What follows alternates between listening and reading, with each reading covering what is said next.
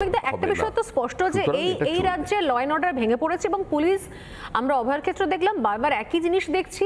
এমনকি কয়েকদিন আগে একটা ছোট্ট মেয়ে তামান্না, সেখানে কালীগঞ্জে নির্বাচন হয়েছে, তাকে পর্যন্ত, বাচ্চা মেয়েটাকে পর্যন্ত এই শাসকের হিংসার শিকার হতে হলো। আমার বক্তব্য যে পুলিশ শাসকের হয়ে কাজ করছে।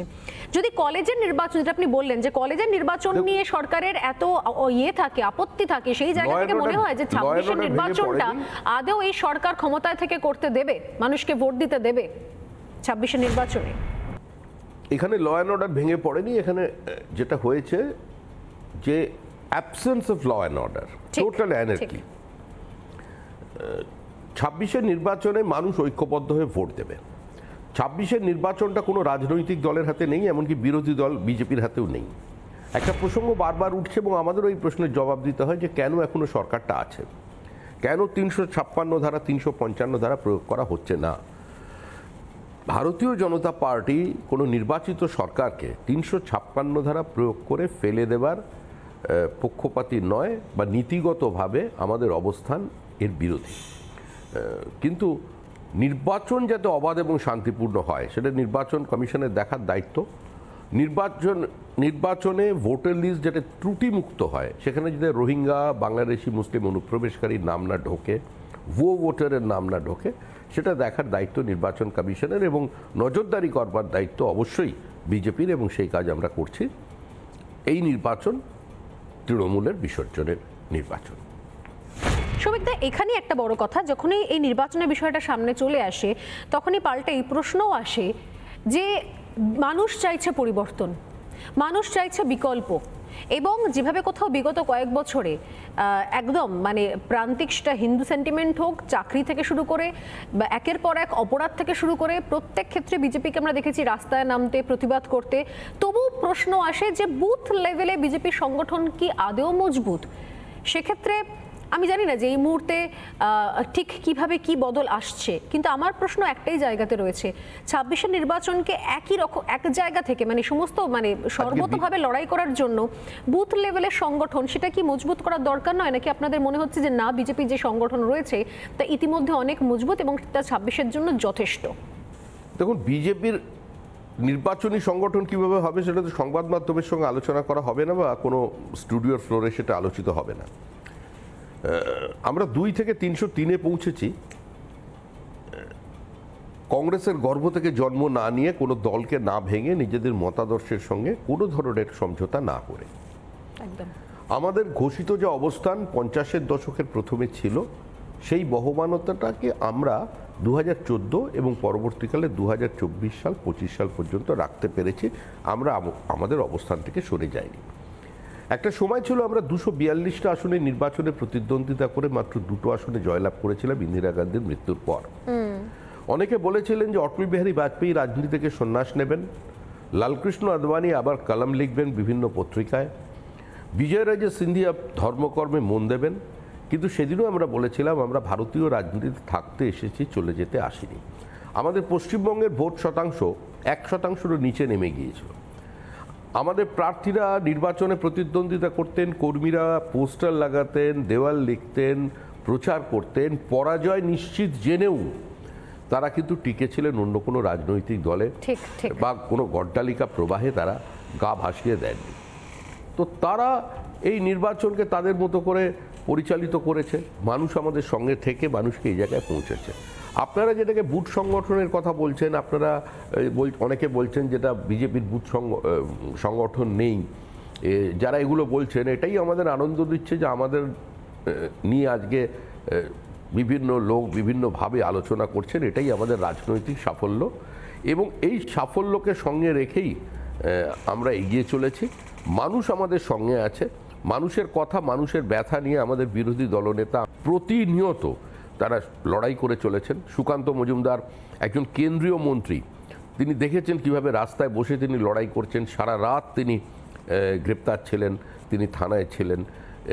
একজন কেন্দ্রীয় মন্ত্রী, নির্বাচিত জনপ্রতিনিধি, সাংসদ, যে দলকে দেশের মানুষ বিরোধী আসন থেকে তুলে এনে দেশ পরিচালনার দায়িত্ব দিয়েছে তৃতীয়বারের জন্য, তিনি নিজের নির্বাচনী কেন্দ্রে তাকে মুভমেন্ট করতে বাধা দেওয়া হয়েছে কোভিডের সময়। আমাদের এমপিরা, আমাদের এমএলএরা তারা কিন্তু নিজের নির্বাচনী কেন্দ্রে মানুষের কাছে ত্রাণ নিয়ে যেতে পারেনি। 2021 সালে নির্বাচনের পর 26 দিনে আমাদের 57 জন বিজেপি কর্মী খুন হয়ে গেল। 27 জন মহিলা বিজেপি কর্মী প্রকাশ্যে দাঁড়িয়ে বলল তারা গণধর্ষিতা হয়েছেন। সেদিন যদি পশ্চিমবঙ্গের মানুষ ক্লেম দ্য নাইট করতেন, সেদিন যদি পশ্চিমবঙ্গের মানুষ এই নিপীড়নের বিরুদ্ধে রাস্তায় নামতেন, একটা সর্বাত্মক প্রতিরোধ হতো, তাহলে আজকে আপনাকে আরজি কর দেখতে হতো না, আজকে আপনাকে এই কলেজের ঘটনাগুলোকে দেখতে হতো না, বা তামান্নাকে আপনাদের সামনে থেকে চলে যেতে হতো না। এর কারণ হচ্ছে প্রতিবাদটা হয়ে গেছে সিলেক্টিভ। প্রতিবাদের সঙ্গে একটা রাজনীতির আঙ্গিক জড়িয়ে গেছে। তো এটা খুব একটা সভ্য সমাজে কাঙ্ক্ষিত নয়। মৃত্যুই, অপরাধ অপরাধী। সিপিআইএমের এক দম্পতিকে জীবন্ত পুড়িয়ে মেরে ফেলা হলো পঞ্চায়েত নির্বাচনে। বিজেপি রাস্তায় নেমে তার প্রতিবাদ করেছে। সিপিআইএমের কর্মী খুন হয়েছে, আমরা প্রতিবাদ করেছি। আজকে পশ্চিমবঙ্গে সবচেয়ে বেশি সংখ্যালঘু মারা যাচ্ছে, যারা সংখ্যালঘু বিরোধী বিজেপি বলে প্রচার করেন, এবং সংখ্যালঘুদের মধ্যে আমাদের পেনিট্রেশন কম। সংখ্যালঘু কেন্দ্রে আমরা ভোট পাই না, বুথে 5টা 6টা করে। এই নির্বাচনেও, কালীগঞ্জের নির্বাচনে ভোট পেয়েছে। আমরা তাদের কাছে প্রশ্ন করছি যে আয়নার দিকে তাকিয়ে নিজেদের প্রশ্ন করুন, গত 11 বছরে কি পেয়েছেন। নিজেদের কাছে প্রশ্ন করুন যে গুজরাটের মুসলমান যেভাবে আছেন, তাদের আর্থসামাজিক অবস্থা আর আপনাদের আর্থসামাজিক অবস্থার মধ্যে ফারাকটা কোথায়? মরছে মুসলমান, মারছে মুসলমান, এই পরিস্থিতি তৈরি হয়েছে। এই তামান্না বলে যে মেয়েটিকে চলে যেতে হলো, তার আগে 11 জন শিশু এবং কিশোর প্রাণ হারিয়েছেন শুধুমাত্র বোমার আঘাতে। কেউ স্কুলের শৌচাগারে গিয়ে ব্লাস্টে মারা গেছে, কেউ বল ভেবে বোমা নিয়ে খেলতে গিয়ে মারা গেছে। চারিদিকে একটা বোমার বাজার তৈরি হয়ে গেছে, কারণ তৃণমূল জনভিত্তি হারিয়ে বোমা ভিত্তিটাকে বেছে নিয়েছে। তামান্নার দিকে বোমটা ছোড়া হয়েছিল, তার কারণটা কি? কারণ হচ্ছে ওই পরিবারটি, ওই অঞ্চলে প্রতিষ্ঠিত যে তারা তৃণমূল বিরোধী, তারা তৃণমূলের বিরুদ্ধে ভোট দিয়েছেন, সেই জন্য ভীতি প্রদর্শনের জন্য এই কাজ করা হলো। দক্ষিণ 24 পরগনার একজনকে মুখ্যমন্ত্রী তার সরকারি সভায় তিনি পুলিশের উপস্থিতিতে বোমাবাজ দুষ্কৃতী বলে প্রতিষ্ঠিত করে দিলেন, চিহ্নিত করে দিলেন, আর তাকেই তিনি বিধানসভার টিকিট দিয়ে নির্বাচিত জনপ্রতিনিধি বানালেন, বিধানসভায় নিয়ে এসেছেন। তাহলে তারপরে আপনারা কি প্রত্যাশা করেন?